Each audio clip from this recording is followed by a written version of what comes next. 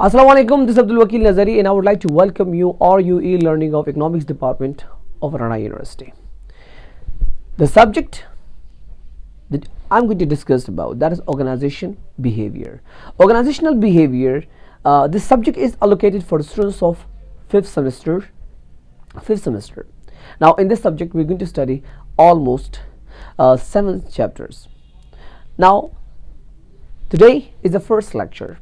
In this lecture, I would like to introduce a short or brief about organization behavior. What does organization behavior? Why you study organization behavior? What is the need of understanding of organization behavior? So why this subject is very important for you to study it? Why we are being a manager or being a leader of organization, why we must know about the organization behavior concept? So a lot of questions comes in your mind. Organization behavior is one of the core or very important topic. If you are running your organization, or you are a student, or currently you are a student and tomorrow you will be a leader or a manager of any organization. So you will not be permanent a student. Tomorrow you will be a manager or a leader of that of any organization, of your own organization. So you must understand the behavior of it. Now organization behavior, why it is needed to be studied. Now actually inside the organization we have people there. Now when you look at the concept of organization behavior, two words are here: organization and behavior.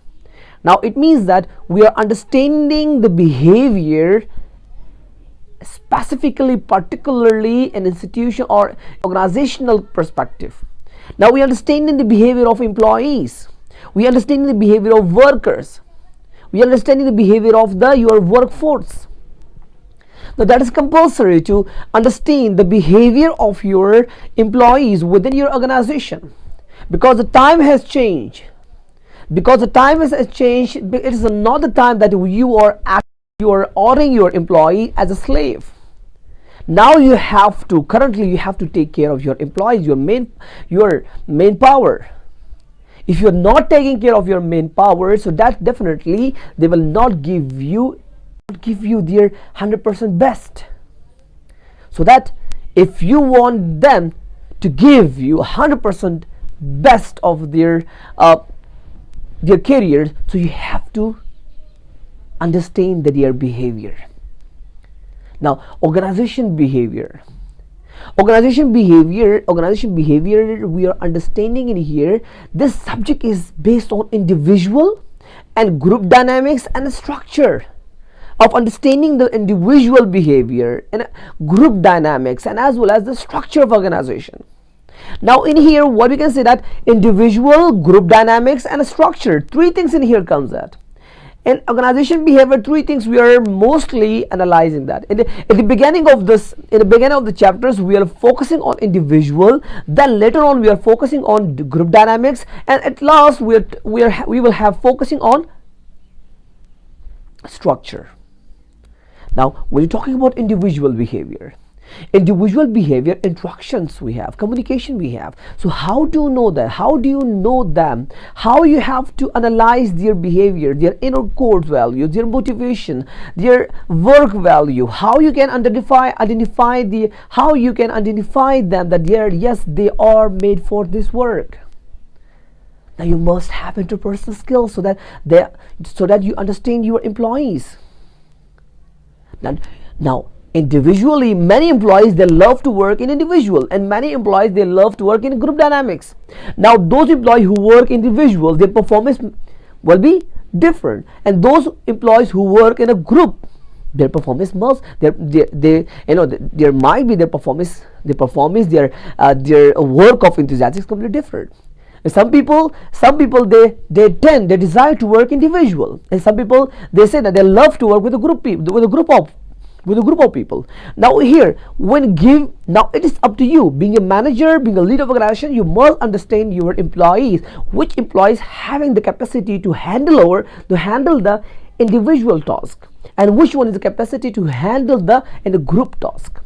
Now group dynamic, definitely when you're talking about the group, so definitely the group, people working in a group and to achieving a common objective. Now grouping inside the group, understanding them, giving them the task. So then you must know, you must understand, you must, being an employee, being a leader of organization, being a manager of organization, so you have to understand the behavior. You have to separate your employees regarding your conceptual, regarding their perception, regarding their individual personality, so that you can understand them, so that you can divide them.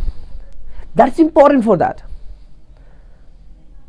Now organization behavior, it tells you that how to behave with your employees within organization, how to take out their works, how to take out their best, how to take out the best out of them. That is important. How to take out the best out of them. Now the best, so you need to understand the behavior of that. It tells you that how to behave, how to have interpersonal skills. How to have interpersonal skills. Now in the past there was something else. Until 1980s, the business schools were, there were a lot of, until 1980s the business schools were, they were thinking, they inside their curriculum they are focusing too much on economics, accounting and finance and quantitative techniques. They are focusing too much on them. They were having less attention of the social relationship. They have a less attention. Later on, the coursework of human behavior and people skills receive less attention.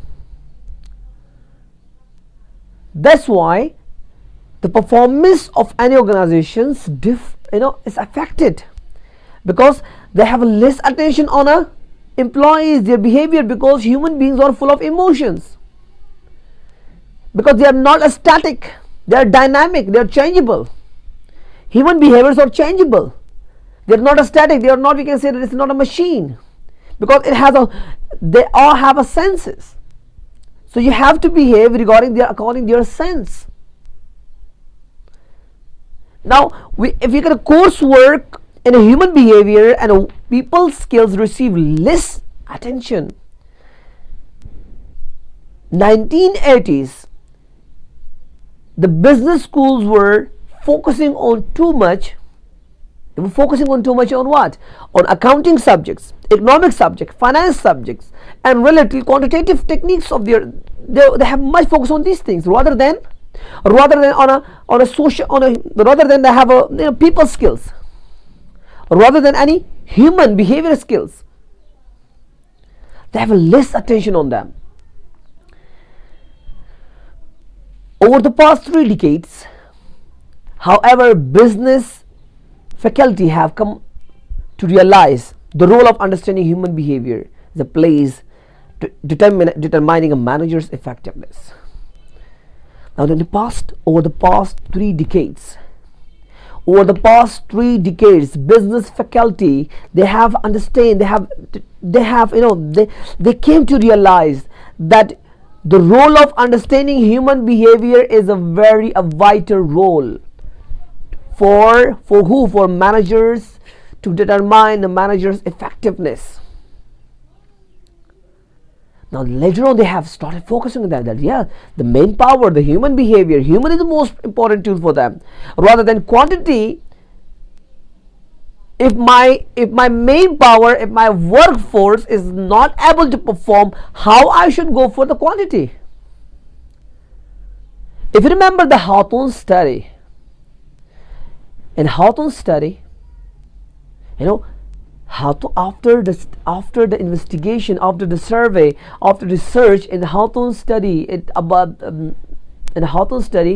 the researcher, the Alton Mao, that researched, and after that he realized that human beings are more valuable. They have you have to give them value to the human behavior.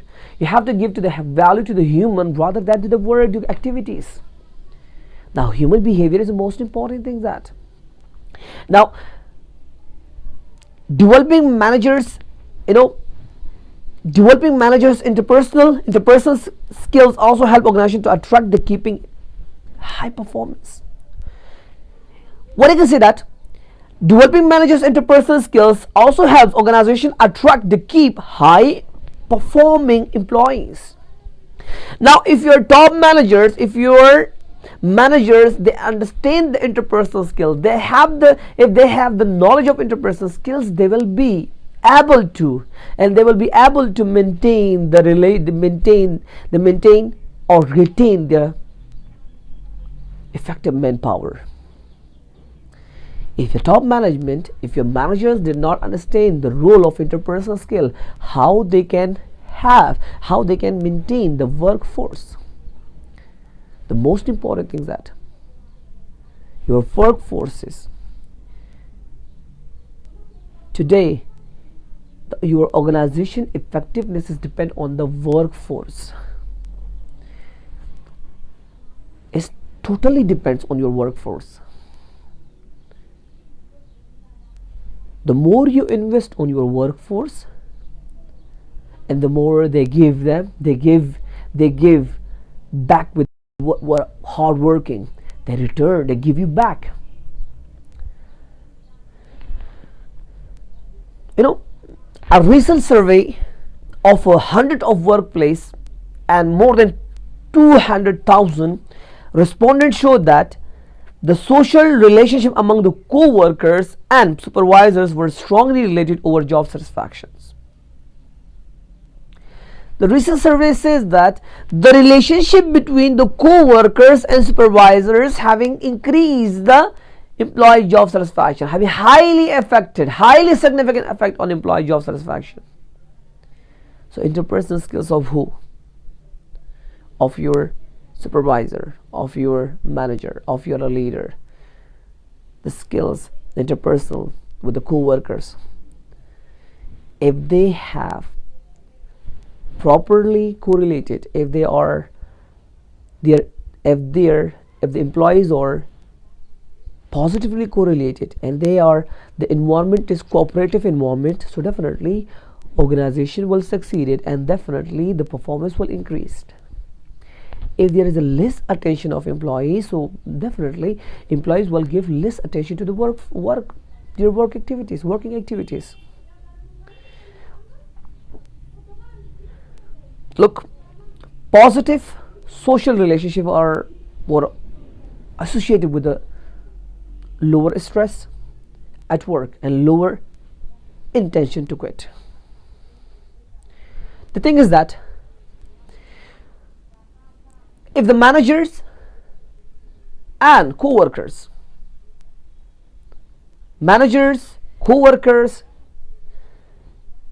top management, line managers, if they have between them there is a positive social relationship, if there's a positive social relationship, so ultimately the result will be what?